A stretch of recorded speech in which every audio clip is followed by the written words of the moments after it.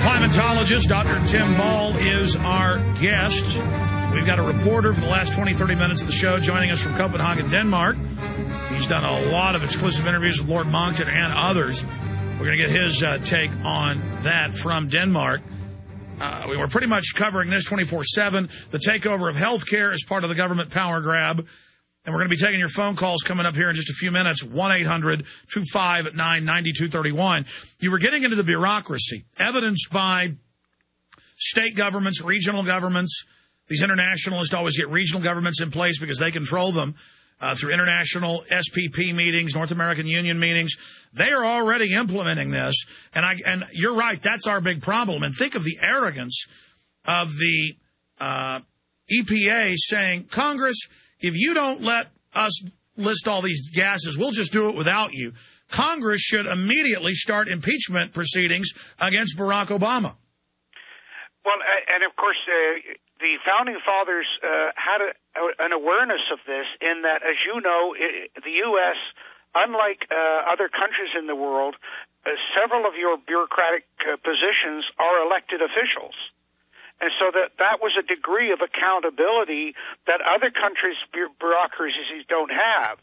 So, for example, in Canada, we don't even get to vote for the Prime Minister, let alone to vote for who's going to be the person in charge of the police departments or whatever else, the sheriffs and so on.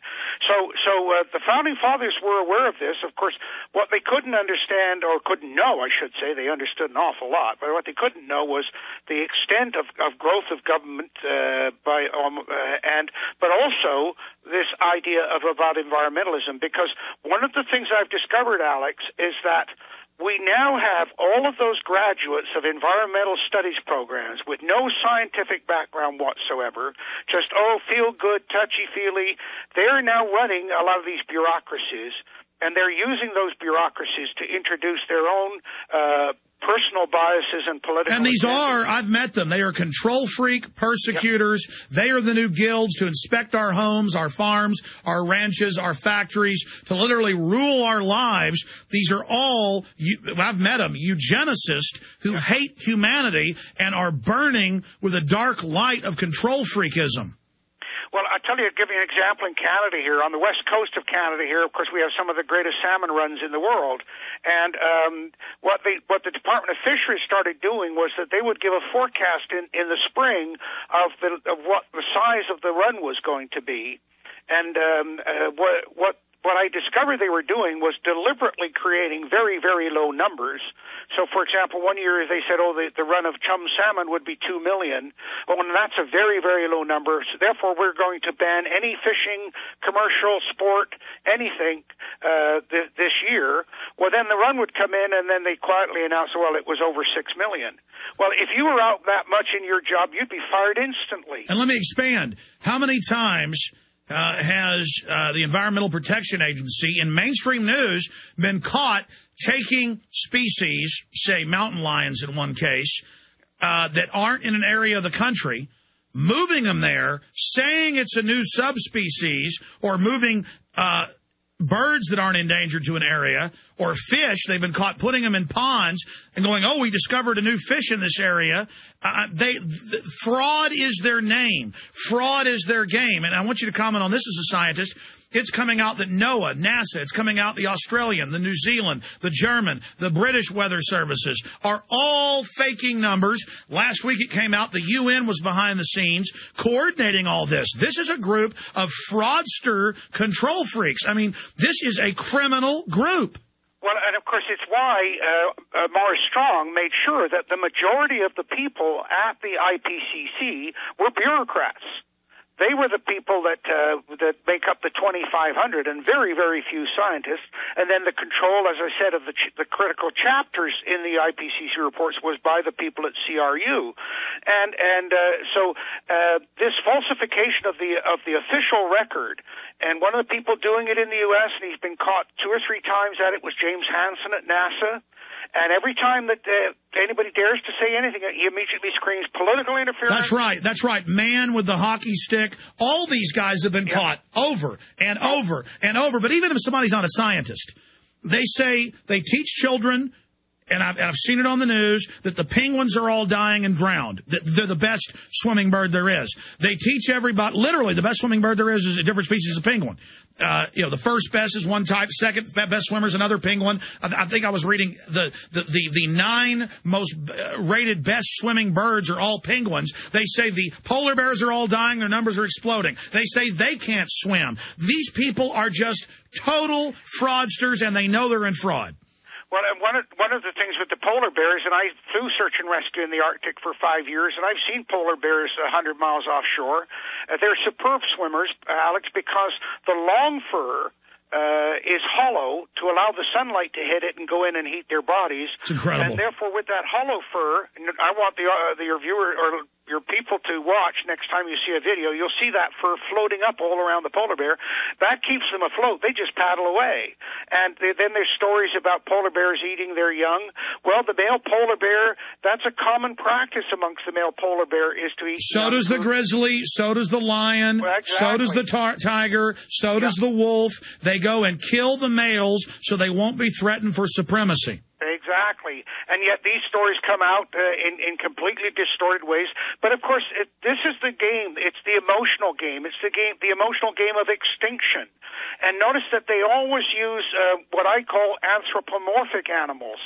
They got to have the big round eyes. They've got to look cuddly, like the panda and the little polar bears and the seals and so on. And by the way, they killed some of these animals with kindness. When I was flying on the east coast of Canada back in the 60s, we had to patrol the seal hunt because these guys were battling with each other over the seals. I watched Greenpeace go in and spray the little white seals with green paint to make the fur unattractive and unusable for the seal hunters. But what they didn't realize was that, of course, the killer whales were coming up underneath, could spot the seal now because it was nicely marked for them. And I've actually watched it from the air where they've come up and bumped the seal up into the air and then catch it in their mouths as it came down. It also attracted the seagulls, which would sit on the baby seal, now identified for them because they're white for camouflage, and peck their eyes out and kill them that way. So these people they're just so outrageous that they're doing far, far more. And of course, Greenpeace, as their own founder admits, they get some cult members that really believe in all this, but that's all just PR stunts when they're out there. They don't care if those seals die. They love it. Well, Patrick Moore, of course, the co-founder of Greenpeace, and I've been on platforms with him, and he told me, he said, within 5 years, the Marxists had moved over and taken over the operation. He's quite blunt about that, and he said, so I just quit. I got. But again, the Marxists work for the bankers. They turn them loose as a scourge to take over the government, just like the UN just went, oh no, the private banks are taking over the UN. In fact, let's talk to somebody who disagrees with us. Let's talk to John in Ohio. John, go ahead. Yes, I consider myself a non-member of any organization and an unaffiliated person who has read Marx and Engels and Lenin, and I can't believe that you would. I agree totally with exactly what you're saying about the phoniness of the man-made global warming. I agree, but at the same time, the kinds of people that that reveal themselves as neocons. Unfortunately, Lord Monckton says incredibly important things, but then calls it communist, calls it communism. This is a kind of a way of discrediting all the good things he's saying by putting it into the nutty 50s Birchite McCarthyist. Hey, type listen, of buddy. Hey, stop just a minute, John. Look, I can't play these games with you. Almost all of Obama's administration wrote books calling themselves communist or socialist. Now, you just don't get it. You don't understand that the big banks have always funded collectivists to fool the people, just like they fool the third world at the UN into thinking they're going to get to loot America, and at the last minute they bait and switch them. You build any command and control architecture, it's going to be used by the most powerful to extract wealth and power. Okay? So we've been right about everything. We understand the political paradigm. I go past the left-right paradigm. Sure, I'll have a Lord Monckton on or something who's fighting it from a conservative perspective. More power to him. You know, this is not like a church or something where you've got to say the right's perfectly right here on air or you're not part of the church of Alex Jones. John. Comments to what John is saying, Dr. Ball. Yeah, well, I'd like to comment in that, yes, if you take the pure theory of Marxism and Engels and so on, and I've read all of that as well, John, there's some logic in it. The illogic is, of course, in that you have total government control, and therefore individualism is stamped out. And from a evolutionary point of view, it's that individualism that advances society, and that's certainly true in the US. The state never withers away. It only gets bigger. Yeah, okay. Now, the other problem is that it isn't necessarily whether it's a communist or conservative issue. We are also suffering, Alex, from the fallout from the Second World War.